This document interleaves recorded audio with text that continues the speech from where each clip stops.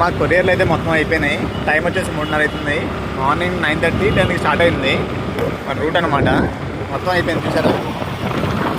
కొద్దిగా ఉన్నాయి క్యాన్సిల్స్ అనమాట.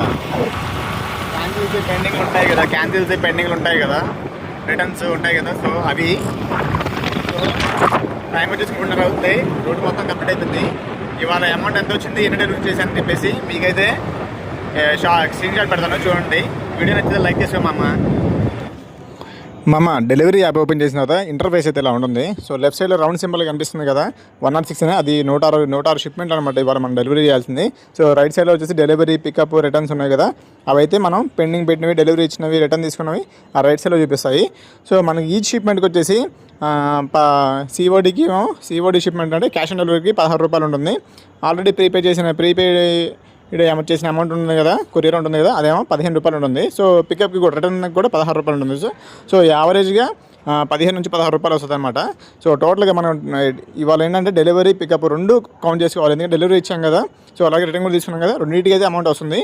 సో మనకి టోటల్గా 74,6 కదా, సో 72,4 కదా, సో 76 టోటల్గా ఈరోజు అమౌంట్ వచ్చేసి 1,150 రూపాయలు అయితే మనకి ఎర్నింగ్ వచ్చింది. సో 1,150 రూపాయలు అంటే 100 రూపాయలు పెట్రోల్ తీసేసి ఒక 50 రూపాయలు మన టిఫిన్ ఖర్చులు తీసేయండి. సో టోటల్గా 150 తీసేస్తే టోటల్గా 1000 రూపీస్ వచ్చింది. సో టైం వచ్చేసి 6 to 7 అవర్స్ పట్టింది. సో 6 to 7 అవర్స్లో 1000 రూపాయలు అంటే చాలా ఈజీ అనమాట. సో మంచి కొరియర్ ఫీల్డ్లో కొంచెం బెటర్ అయితే ఇన్కమ్ ఉంటుంది. సో మన ర్యాపిడో, యూబర్ వాటికంటే కొంచెం మన అమౌంట్ మన కష్టం అయితే మనకు ఉంటుంది అనమాట.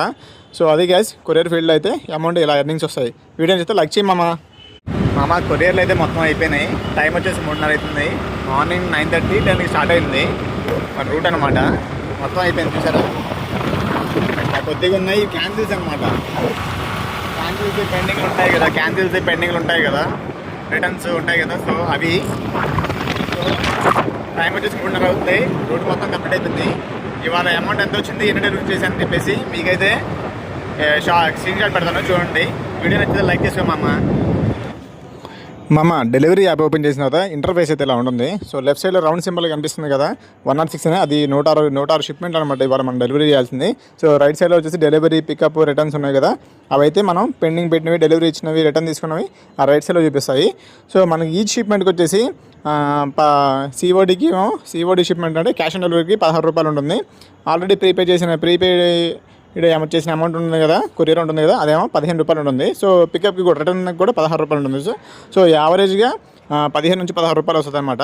సో టోటల్గా మనం ఇవాళ ఏంటంటే డెలివరీ పికప్ రెండు కౌంట్ చేసుకోవాలి. ఎందుకంటే డెలివరీ ఇచ్చాం కదా, సో అలాగే రిటర్న్ కూడా తీసుకున్నాం కదా, రెండింటికి అయితే అమౌంట్ వస్తుంది. సో మనకి టోటల్గా 74,6 కదా, సో 72